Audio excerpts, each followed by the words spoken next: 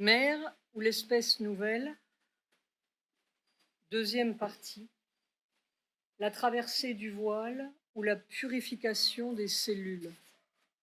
Chapitre 9, la forêt. Maintenant, nous entrons dans la forêt. Nous entrons là les yeux fermés, sans rien savoir vraiment. Ça pousse de tous les côtés. C'est une jungle d'expériences, des illuminations, des centaines d'illuminations qui jaillissent.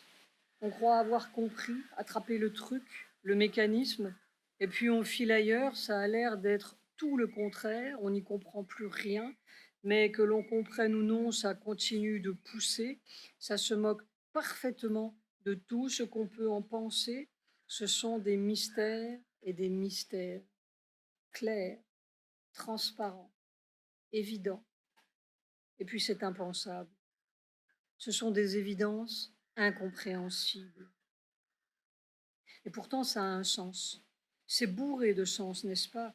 Comme l'arbre dans la forêt vierge avec toutes ses lianes et son délire splendide. Mais qu'est-ce que c'est que cet arbre? Il n'a pas de nom. Que de fois, lorsque nous étions en pleine forêt vierge, la vraie, la matérielle, celle de l'Amérique du Sud en 1950, nous étions là devant une merveille d'arbres gigantesques, échevelés, croulant de lianes dans le cri des oiseaux. Et puis cet arbre n'avait pas de nom. Ces oiseaux n'avaient pas de nom. Et nous étions absurdement, alors même que nous regardions cette merveille, ces 1000 merveilles, comme volées de quelque chose. Nous ne pouvions pas nommer cet arbre, nous ne pouvions pas nommer ces oiseaux. C'étaient des milliers de choses, de plantes, de bêtes sans nom, de rivières sans nom, de marécages sans nom, dans un délire somptueux à ne pas y croire. Alors nous inventions des noms de rivières, des noms d'oiseaux, pour apprivoiser la merveille, la mettre un peu dans notre poche. C'était absurde, c'était puéril. La merveille était parfaitement là sans tous nos noms, mais c'était comme si elle n'était pas tout à fait existante, pas vraiment à nous. Mère elle-même, devant ses propres expériences qui poussaient et poussaient, était comme dans une connaissance sans connaissance. Elle nous disait un jour, devant une de ces évidences sans nom, « Le jour où je le saurai, ce sera fait probablement, parce que ça viendra comme un fait massif, ce sera comme ça. Et longtemps après que ce sera comme ça, la compréhension dira, ah, mais c'est ça, ça vient d'abord, et puis on le sait après. » Des milliers de fois, ça a été comme ça. Et mère n'a jamais su. Mère n'a jamais su. Cela paraît incroyable, mais c'est ainsi. Elle a traversé toute la forêt sans savoir ce que c'était, où ça allait, pourquoi c'était. Elle n'a jamais eu de nom. Elle n'a jamais eu d'explication. Des milliers d'explications. Chaque chose était son explication, sa propre explication. Ça poussait comme ça, tout droit, comme un arbre, et puis c'est tout. Et puis il y avait des milliers d'arbres. Simplement, il fallait traverser tout ça, et le fait qu'on le traverse faisait tout un monde sans nom. Une jungle d'expériences qui ne semblait pas plus se suivre que ce balata de la rivière Marie-Louise suivait ce cœur de or. Mais au bout, ça faisait un monde. On ne débouchait nulle part. On était partout sur le lieu. Et puis tout d'un coup, on tombait sur une savane de palmistes émeraudes et c'était la mer. On ne la voyait pas. Elle était à des centaines de mètres ou des kilomètres peut-être, derrière cette infinitude de marécages au tronc grêle où stridulaient les insectes et les oiseaux. Mais on entendait, on sentait l'odeur de la mer. C'était comme un bout de contours de ce monde. Mais quel bout? Il n'y a pas de bout. Quand on le saura, ce sera fait. Mais c'est déjà fait. C'est fait par le passage de mer, automatiquement, mais on ne sait pas que c'est ça. Il n'y a pas de nom, il n'y a pas de carte. Elle a fait tout le chemin sans carte. Bien sûr, on ne va pas dans l'inconnu avec la carte de l'inconnu. Ça devient connu parce qu'on marche dedans. Quand nous aurons fait la carte, si nous réussissons à la faire, on dira: ah, c'est ça. Alors ce sera ce que nous appelons clair. Les arbres rentreront dans le dictionnaire et les rivières se coloreront de rose dans un atlas avec des pointillés et des courbes de niveau. Mais en attendant, ce n'est pas fait pour nous. En somme, nous allons dans un pas fait qui est tout fait. Mère n'a jamais su ce qu'elle faisait. Simplement, elle marchait. De plus en plus, nous disait-elle, la vie qui est réservée à ce corps, c'est de faire les choses sans le savoir, de changer le monde sans le voir, et de ne pas s'occuper de cela, absolument pas du tout s'occuper du résultat. Le résultat, c'est la carte. Et quelquefois, nous nous demandons si le fait de faire la carte ne fera pas apparaître ce monde, une sorte de magie. Si un être arrive à ouvrir les yeux, à voir le tracé, à recouper les lignes, coordonner les courbes de niveau et joindre les rivières au fleuve et ce fleuve à cette montagne, est-ce que ça ne va pas faire vivre tout d'un coup cette masse innommée qui est simplement comme un mur vert devant nous, qui est le monde de demain?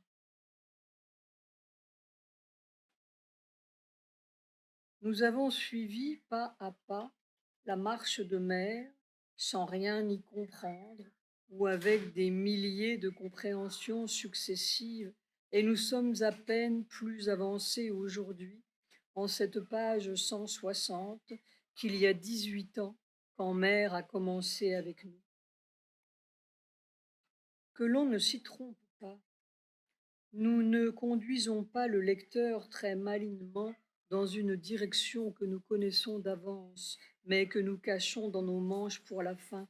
Nous ne savons pas quelle est la direction. Nous emmenons le lecteur nulle part. Mais peut-être que d'y aller fera le quelque part.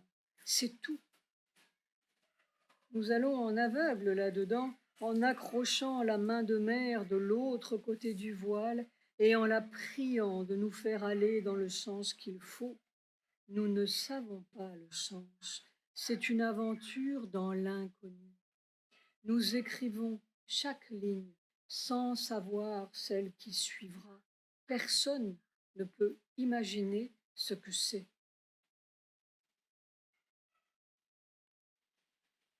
L'histoire a commencé un jour de 1957, quand nous étions déjà depuis 3 ans dans cet ashram en train de nous battre chaque jour pour ne pas décamper de là. Nous voulions retourner dans la forêt vierge. C'était le seul endroit du monde qui nous avait paru respirable, avec les haras, les tapirs et les singes rouges et les serpents. Beaucoup de serpents, mais on s'y habitue très bien. On finit par les sentir sans les voir et tout s'accorde. On passe dessus ou à côté, on sent partout, on s'entend avec tout, ça coule à travers le corps, la vie ruisselle dans les veines, les arbres parlent, les jambes courent comme si elles savaient toutes seules où aller.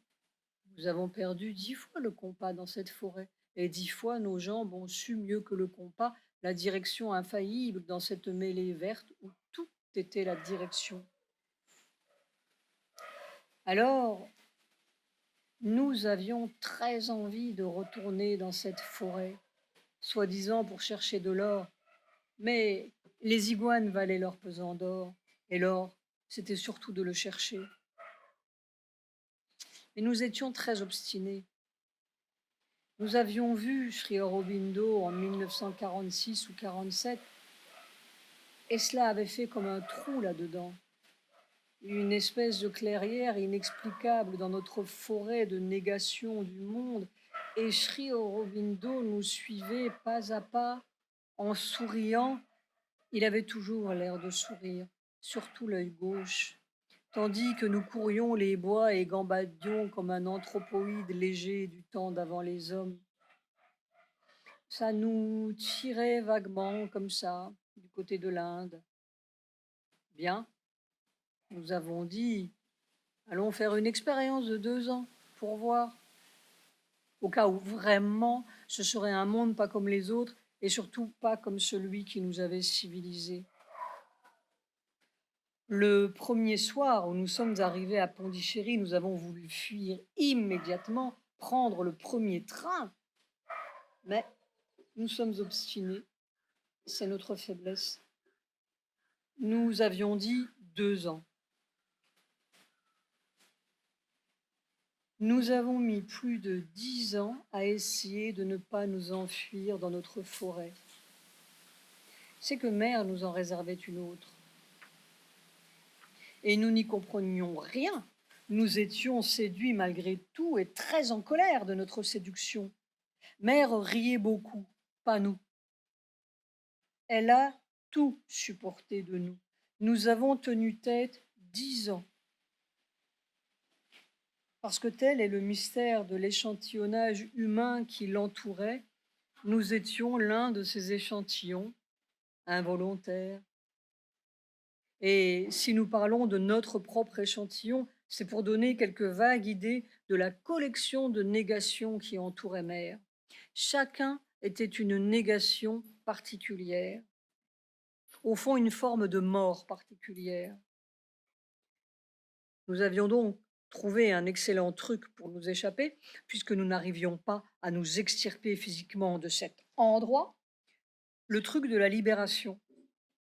Nous avions découvert une certaine façon de trouer la carapace par le haut, une petite lucarne, et on file dans une étendue, oh, si vaste, si claire, si rythmée, presque musicale, sans un remous, sans un problème, sans une question. C'est merveilleusement.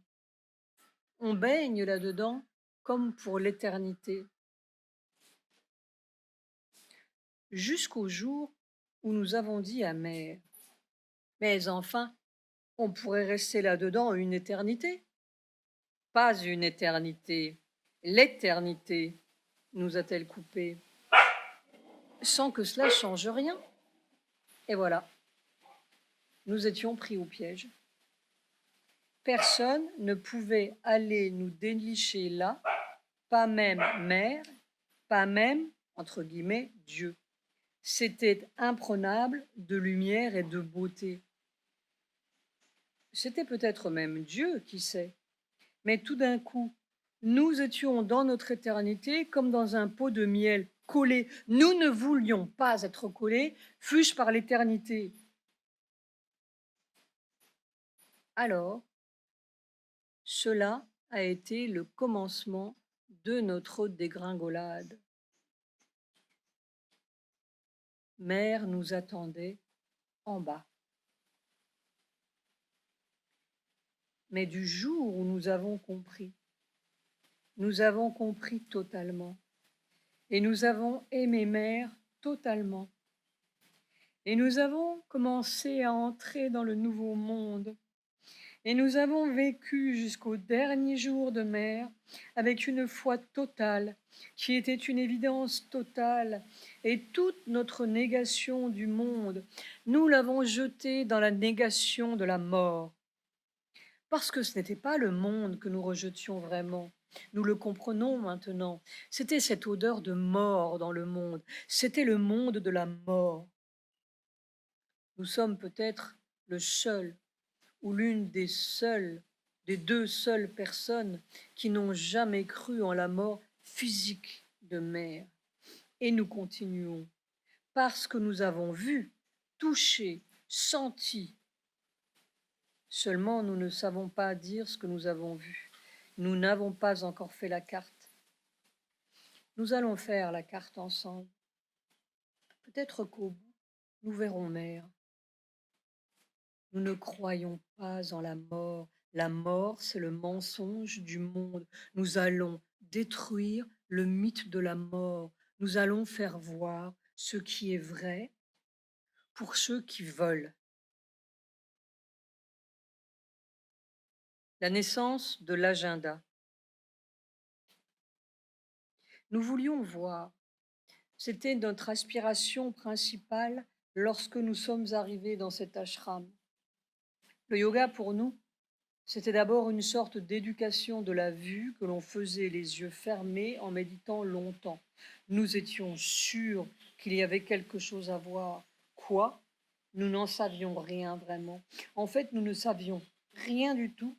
Nous étions un bon occidental en révolte et toutes les manières de changer du monde nous semblaient a priori excellentes. L'Europe, c'était l'étouffoir. Mais nous entendions bien changer de monde matériellement. L'esprit, cela nous intéressait au niveau des deux pieds. Et voilà que nous avons reçu notre première et assez formidable déconfiture des mains de Mère. En fait, nous avons été ébranlés pendant des années. Elle nous faisait appeler 2 fois par semaine, sous quelques prétextes de travail, et elle nous parlait. C'était en 1957. Le travail, nous l'acceptions parce que cela fait partie des devoirs de la vie, mais nous n'avions nullement cherché, ni même désiré le privilège de rencontrer Mère personnellement. Pour nous, le yoga, c'était dans sa chambre qu'on le faisait, tout seul, et aussi dans la rue, en promenant une certaine soif avec soi. Mère riait en sourdine, nous prenait très au sérieux, et sans en avoir l'air, nous racontait 1001 faits de sa vie, de Tlemcen, de ses expériences, qui démolissaient une à une, presque à notre insu, toute notre façon de voir le monde. C'était des expériences. Il n'y avait rien à dire, ce n'était pas de la théorie. Ce n'était jamais de la théorie avec Mère. Et quand elle parlait, oh, cette merveille de foudre mêlée de douceur et de rire, ce rire toujours, cette moquerie à peine voilée, et puis ces éclats de lumière soudains qui vous ouvrent un immense paysage, on restait pendu là. On commençait à voir avec elle. Elle disait et on voyait. Comme si la puissance de la vérité se rendait palpable, comme si le verbe devenait vivant, une vibration qui fait voir, et toujours au détour inattendu, quand elle venait de rire ou de parler d'un rien, tout d'un coup, ces grands yeux de diamant qui s'ouvrent, on entrait dans quelque chose d'autre. C'était là. Il n'y avait pas à discuter, on ne discute pas une cataracte. Nous sortions de là en secouant la tête. Tout de même, cette mère. Nous avions une énorme frousse d'être pris. Nous ne voulions pas être pris par rien, sauf par nous, hélas. On est son meilleur piège. Et nous ne savions pas très bien pourquoi elle nous racontait tout cela. Des trésors perdus, jamais notés. Nous n'avions pas la moindre idée que tout cela était le commencement de l'histoire du Nouveau Monde. Note de bas de page. D'ailleurs, au début, elle ne voulait même pas que nous notions ces paroles, et il a fallu des ruses de Sioux et la complicité de Pavitra pour introduire un magnétophone. Si on arrive au bout, alors ce n'est pas la peine de noter, disait-elle. Ça s'expliquera tout seul. Et si on n'arrive pas, alors ce n'est pas la peine non plus de gaspiller des bandes et d'ajouter aux histoires manquées. Et voilà. Tout de même, c'était très intéressant, entre guillemets, point d'exclamation. Et nous allions là, semaine après semaine, sans nous rendre très bien compte à quel point elle nous déracinait à travers ces 1000 histoires qui n'avaient l'air de rien. C'était comme si elle nous bâtissait lentement une autre manière de marcher sur terre. Il faut tout ce recul des années pour comprendre à quel point nous, les hommes, sommes sauvagement, férocement, impitoyablement enfermés dans la prison d'un certain atavisme. C'est une prison de verre, mais c'est plus dur que du béton et ça ne laisse filtrer qu'un type de rayon et nous croyons détenir toute la gamme du monde.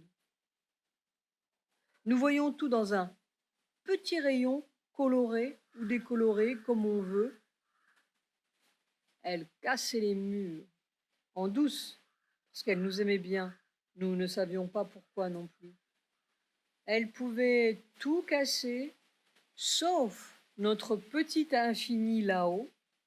C'était intouchable, c'était notre grande cachette. Elle l'a cassé tout de même, après 10 ans de précaution. Alors, nous avons été si ébahis que c'était comme si nous naissions une troisième fois au monde.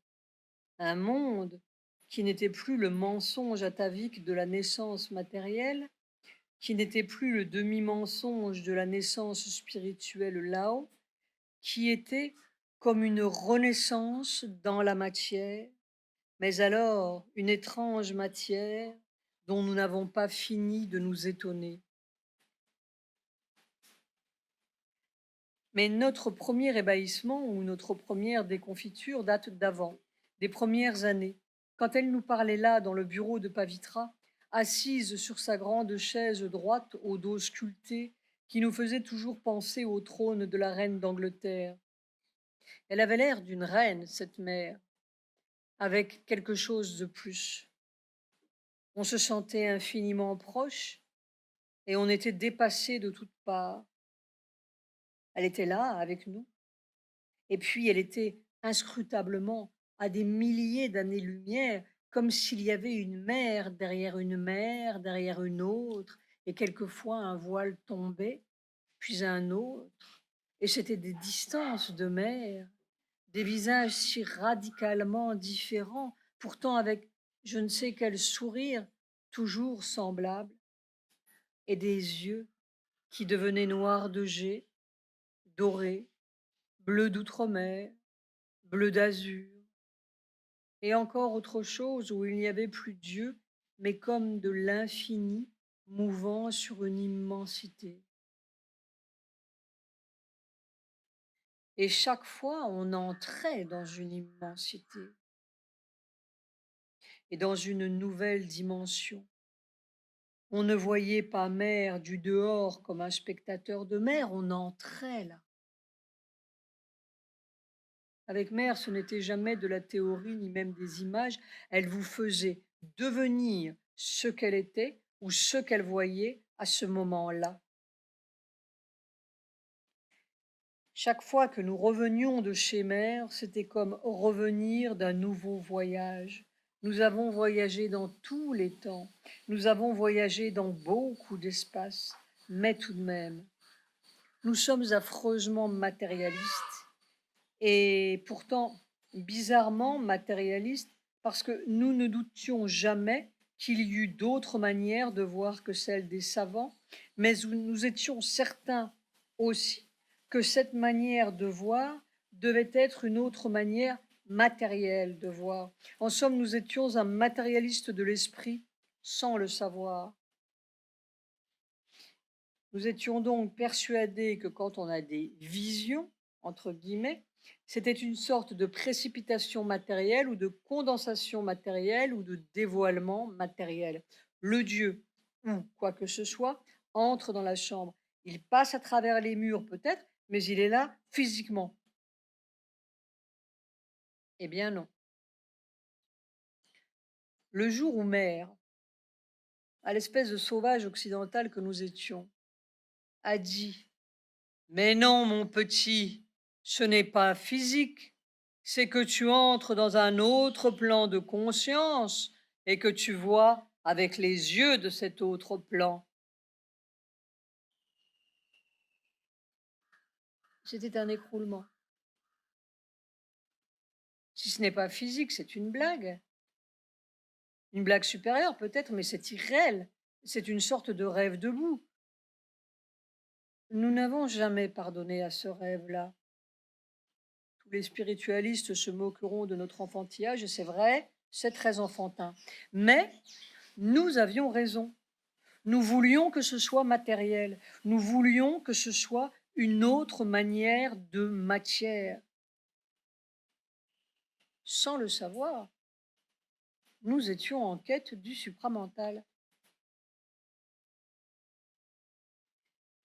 Et elle nous décrassait lentement sans que nous en sachions rien, sauf que tout de même, cette mère était aimable, mais avec une terrible méfiance de cet amour-là. Il a fallu vraiment qu'elle soit réduite à l'impuissance, écrasée de douleur et de faiblesse par la douleur du monde, pour que nous comprenions un jour qui était mère. Alors ce n'est pas elle qui nous a fait voir, forcé à voir. C'est notre corps qui a vu, c'est notre chair qui a vu, c'est notre douleur humaine qui a vu, touché, senti, aimé, pleuré aussi. Les semaines et les mois, 3 années, ont passé, entrecoupées de tentatives de fuite et de retour, toujours comme si nous ne pouvions pas nier ou renier ce que nous avions vu avec Mère, comme si notre forêt vierge là-bas eût été une fuite devant nous-mêmes, un retour au passé de la terre et non un bond dans l'avenir, jusqu'au jour où Mère nous a dit, comme cela, au milieu de la conversation, avec cet air de rien, et qui nous a donné un étrange petit choc incompréhensible. Nous avons quelque chose à faire ensemble. Ce quelque chose à faire ensemble, il a poussé subrepticement. C'était ces centaines et ces milliers d'expériences que Mère allait appeler son agenda. Plus de 6000 pages inédites, 13 volumes, le document des temps futurs.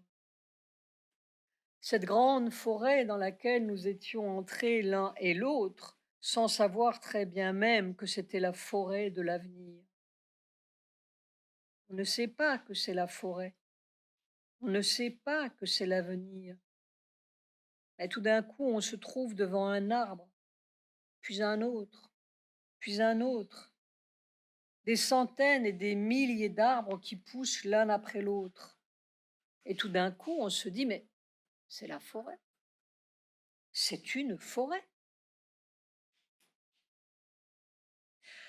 Nous allons marcher dans la forêt, la grande forêt de mer, la forêt du prochain monde.